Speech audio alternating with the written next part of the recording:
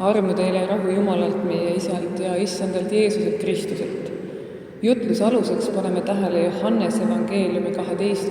peatükis salmid 12–24.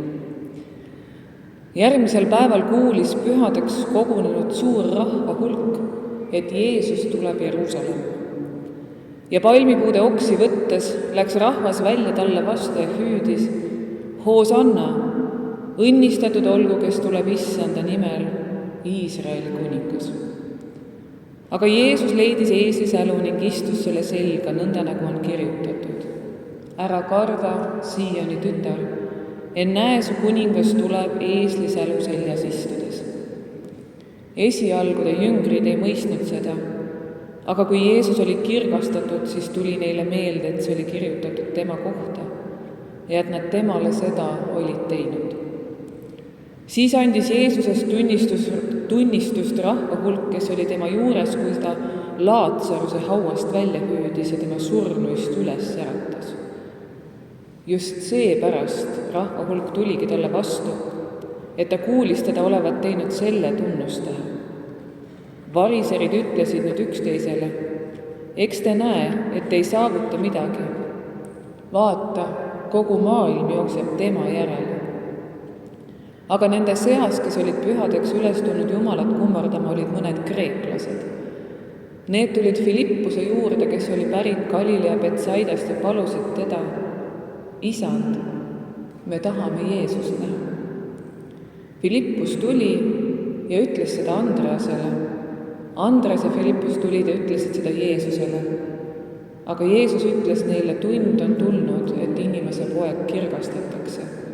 Tõesti, tõesti, ma ütlen teile, kui nisuiva ei lange maasse ega sure, siis see jääb üksi, aga kui see sureb, siis see kannab palju vilja.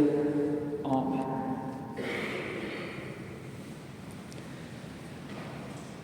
Me sõidame täna koos Jeesusega Jeruusalemma sisse ja ootame, et Jeesus meid seal lunastaks. Mis asi see lunastus on?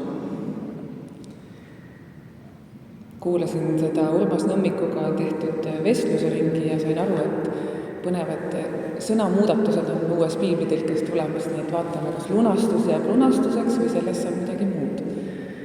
Nii et see on üks kummaline sõna, väga palju inimesi ei oska sellega surastada. Mis see tähendab, et mina vajan lunastust? Kas ma vajan lunastust? Nagu te olete aru saanud, siis ma loen viimasel ajal seda Toomas Pauli ja siis mulle meeldib teile ka teda kogu lugeda. Ja siis Toomas Paul mõtleb ka lunastusest. Natuke nüüd loen.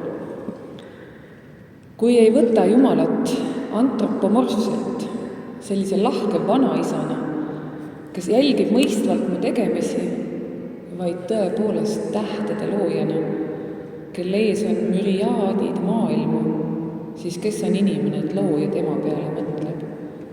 Mida ta meilt viimselt ootab? Võib öelda, et sellist targutamist pole vaja.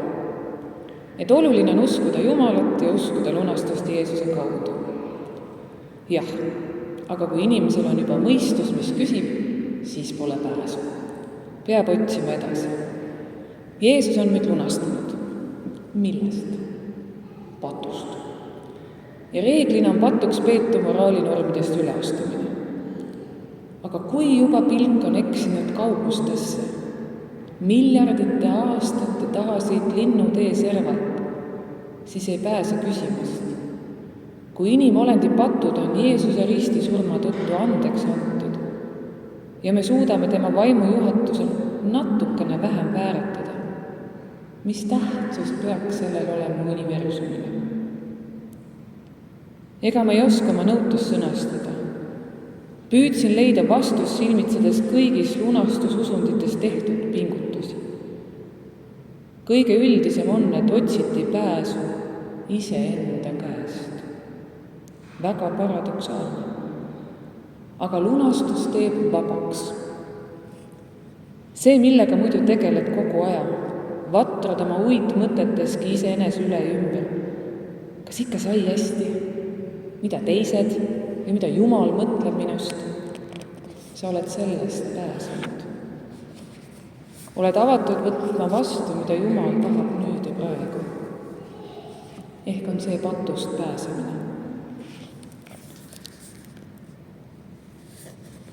See on see suurem pilt, kui seda vaadata. Kui püüda panna see suur nädal, mis algab universumi kosmilisse tervikusse, siis tekivad sellised küsimused. Aga kohati on siin olemas ka seesama vastus. Ja seesama vastus ongi selles algavas nädalas. Selles paradoksaalsuses, mida see nädal endast kannab. Täna hüütakse Hoosianna ja reedel lööda risti.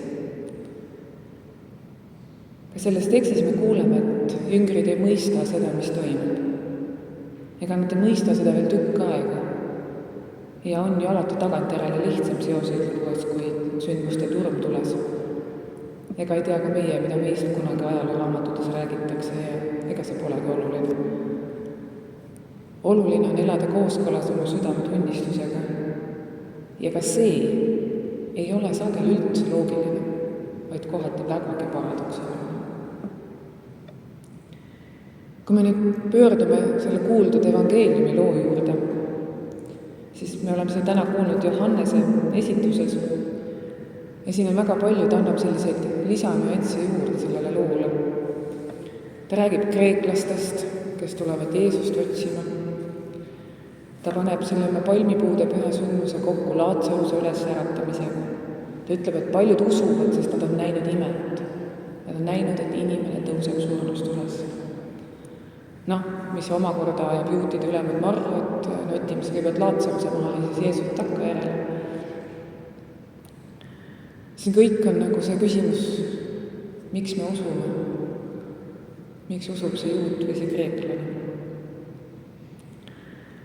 Kui me mõtleme selle Johannese evangeeliumi peale laiemalt, siis Johannes kirjutab nimelt sellises tolle ajas nii-öelda kreekalikus vormis. Ta püüab oma sõnumit teha kõigile arusaadavaks, ka sellele väga teistsugusele mõtlemisele, mis juutid namast erines. Kuigi me ei tea, kes on need konkreetsed kreeklased selles loos, on nad siis lihtsalt kreeka päritolu juudid, võib-olla kreeka keelt kõnelema, me ei tea, võib-olla ongi kreekast olnud inimesed. Aga mida me siin näeme, on see, et see sõnum kõnetab kõiki. Nagu ütleb ka Paulus mõned leheküljed hiljem, ei ole siin juuti ega kreeklast, meest ega naist. Sest et vahel tundubki, et just juudid ei tunne teda ära.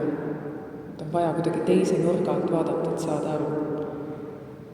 Saada aru, mida see kõik tähendab. Nii et see toob meid tagasi selle lunastuse küsimuse juurde. Mida siis need pühad meile juurde annavad, mis see lunastus ikkagi on? Ja mõni sõna siis veel poolilt. Kui ma nüüd vaatan tagasi oma elule, siis ei ole ma kaugemale jõudnud. Lõpmata suur igatsus olla vaba kõigest, mil viimselt pole tähtsust. Ja tõesti, mõnel viimul on mu osaks olnud meelekergus, mil ma ei virvenda ka võngu mingite tunnete ja hinnete vahel, ei looda midagi, ei karda kaotada, ei süüdista ega kiida iseennast, vaid lepin võimetusega olla täiuslik. Lihtsalt püüan olla laiahaardelisem mis tahes mõttes ja suunas. Kogen, kuidas see annab vabaduse piiridest ja valla pääsemise iseendast. Olla vaid killuke jumal. See on see vabadus. Vabadus iseendast. See ei ole vabadus hüüda ühel päeval Hoosianna ja teisel päeval lööda risti. See on püüd leida elus oma tee. Kristlik kirik on läbi ajaloo püüdnud seda lunastuse sõnumit edasi anda. Küll piltides, mis on maalitud kiriku võlvidele, küll arutlustes ja sõnavõttudes, küll piiblit ikka uuesti tõlkides ja mõtestades, küll läbi rahvakoraalide ja gospel-laulu, või sellesama ruumi siin, selle ruumi enda pühaduse. See sõnumi edasiandmine, kuuldavaks tegemine on meie peamine ülesanne. Ma võrdleksin kirikut siinkohal kommunikatsioonispetsialistiga. See on kiriku peamine ülesanne. selgitada seda lunastuse küsimust. Põnev on see, et kui vaadata tänase päeva meediat, siis internetis leiab igasuguseid juhiseid, kuidas lunastusele jõuda. Leitsides 3P-d ja 3C-d ja väga palju põnevaid asju oli. Sest ma otsisin seda, kas keegi on kuidagi lihtsalt selle ära öelnud, et mis see siis on. Mis mõttega me siia Jeruusalemma sisse tuleme. Kuidas mina koos Jeesusega, kes tuleb eesliselu seljas, kõnnin sisse. Aga jõuad ikka selle sama mõtteni, et see mina inimesena, väikse inimesena, et mina lähen Jumalale korda. See tundub nii võluv ja nii eriline. Mulle tundub, et seda saabki ainult uskuda. Ei olegi 3P-d ega 3C-d vaja. Vaid see on usu võlu. Selle aastase laulupeo repertuaaris on väga palju vaimulikku muusikat. Jälle üks viis kommunikeerida. Segakoorid näiteks laulavad laulu Haadam sinu essitus. See on siis murdekeele laul, mis jutustab kogu loo inimkonna pattu langusest ja lunastusest. Ja seda lauldes mulle tundus, et tegelikult see lugu on meisse sisse istutatud. Ta on meil osad räägivad rakku tasandile jõudnud. Me kuidagi arvame, isegi siis, kui see ei ole nii-öelda meie igapäevane lugu või see kõneta meid, siis on ikkagi meie sees. Sest meil on pidev see püüdlus olla parem, olla täiuslikum, liikuda edasi. Aga ma arvan, et see tuleb sellest samast loust. Ja mulle tundub, et selle lunastuse mõte on, et meid ei ole selles püüdluses jäetud üksi. Kogu selle algava nädala mõte, või kuhu mina jõudsin, see mõte minu jaoks on selles, et hoolimata meie ekslikusest, hoolimata sellest, et Peetrus salgab Jeesust 3 korda enne kui kokk kireb, hoolimata juuda reeturlikust suurusest, hoolimata kõigest, ei jäta Jumal maha. Ja kuna ma täna läksin vanameistrite juurde, siis natuke veel, siis nüüd isa Kristof Repekilt raamatust Juudas, mu sõber. Ehk siis, mis saab Juudast? Ja Juudas. Viimased sõnad, mis Jeesus oma apostli ütleb, on mu sõber. Neis sõnades väljendub samasugune usalduslik suhe nagu sõnades mu laps. Olles neid Jumala poja poolehoiu sõnu kuulnud, Juudas sureb. Tema keha ripub puu otsas, kuid ta hinge seovad need sõnad täis armastust ja poolehoidu. Mu sõber. Ja mida igamene Jumal on kord öelnud, see kehtib terve igaviku. See kehtib ka teispoolsuses, purgatooriumis samamoodi nagu Jumala auhiilguses. Ja kui Juudas jõuab sealt see nii-öelda kohtumõistmiseni ja Jumala juures tähendab kohtumõistmine lunastust, siis kuuleb ta kõigepealt neid igavesi sõnu, mu sõber.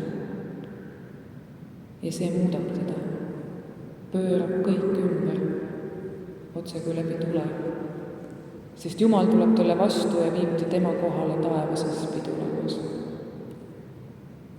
Ehk annab taevan isa meile aega, et keegi meist läheks ja trööstiks üht inimest. Julgustas teda ja ütleks talle, et Jumala armastus ei jää väikestesse asjadesse kinni. Head sõbrad, ma soovin teile ilusat algavat.